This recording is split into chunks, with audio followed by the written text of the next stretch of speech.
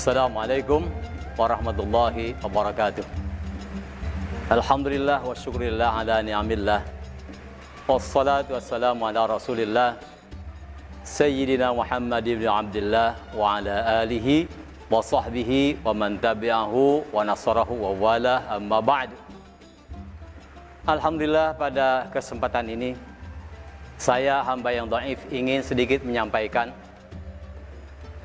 firman Allah dan sabda Rasulullah Muhammad SAW yang berkenaan dengan ikhlas menerima perintah Allah seberat apapun, karena Allah tidak akan membebani manusia kecuali sesuai dengan kemampuannya.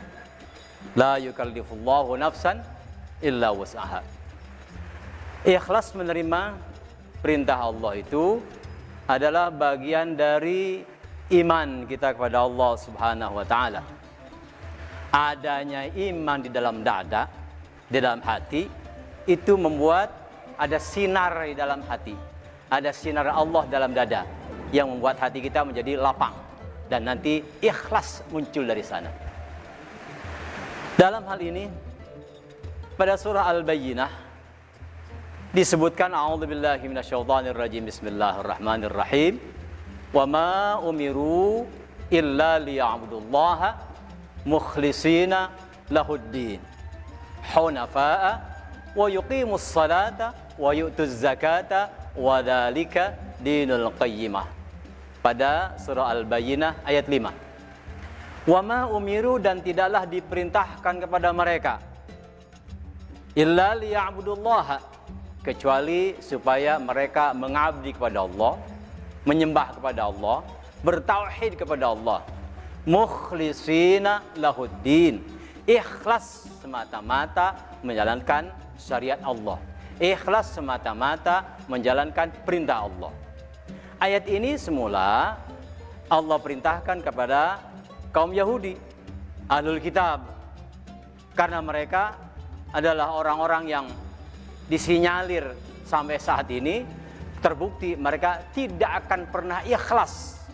Oleh karena itu maka Allah ketuk hati mereka, Allah perintahkan kepada mereka supaya mereka ikhlas menerima perintah Allah dan ikhlas beragama kepada Allah, ikhlas menyembah kepada Allah.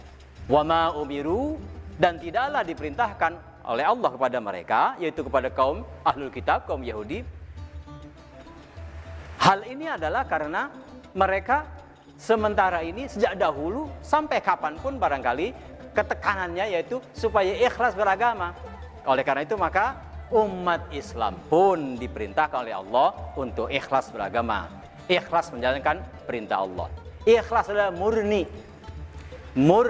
karena Allah Subhanahu wa taala, tidak ada embel-embel lain. Oleh karena itu dalam surah Al-Ikhlas, surah yang menjelaskan tentang tauhid kepada Allah, di sana tidak ada kata-kata al-ikhlas.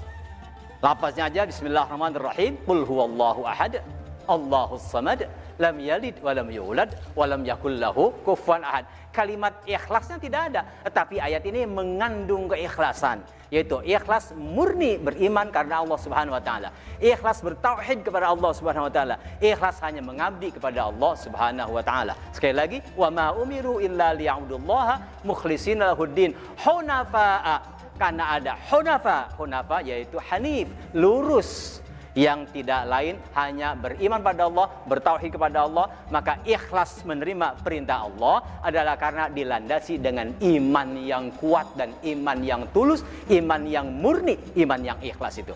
Maka nanti segala amal akan dilakukan dengan ikhlas pada Allah. Apalagi saum Ramadan, yaitu saum di mana orang melaksanakan saum ini sudah sangat dimengerti, yaitu dengan menahan lapar, menahan haus, menahan dahaga, emosi, dan lain-lain, adalah karena memang cukup berat. Tetapi karena ada iman dalam dada dan ikhlas dilakukan karena Allah, maka rintangan seberat apapun akan menjadi mudah. Karena Allah Subhanahu wa taala telah menjanjikan bahwa ada nur di dalam hati manusia, dan itulah yang membuat manusia menjadi ringan untuk melakukan apapun perintah Allah Subhanahu wa taala. Para pendengar yang berbahagia, saya akan sedikit sampaikan bahwa orang yang ikhlas karena Allah itu adalah orang yang memang dipilih oleh Allah Subhanahu wa taala untuk melaksanakan berbagai macam ibadah perintah Allah. Dan hal ini adalah karena adanya unsur iman. Sekali lagi, adanya iman di dalam dada. Itulah yang membuat orang menjadi ikhlas pada Allah. Maka murni beriman pada Allah, nanti akan murni melaksanakan amal-amal yang diperintahkan oleh Allah Subhanahu wa taala. Saya kira cukup sekian apa yang saya sampaikan ini. Semoga ada manfaatnya. Dan mari kita berbenah diri pada Ramadan tahun ini supaya kita tata hati kita agar benar-benar beriman pada Allah, ihtisaban lillahi ta'ala, dan murni kita beramal pada Allah, ikhlas pada Allah Subhanahu wa taala, agar kita bisa melaksanakan shaum Ramadan ini dengan penuh sukacita, dengan penuh harapan pada Allah, dan sekaligus juga bahwa nanti pada saatnya kita menerima amal kita itu sendiri, baik di dunia maupun di akhirat, untuk kebaikan kita dan kebaikan seluruh orang, seluruh umat manusia. Demikian saya kira. Wassalamualaikum warahmatullahi wabarakatuh.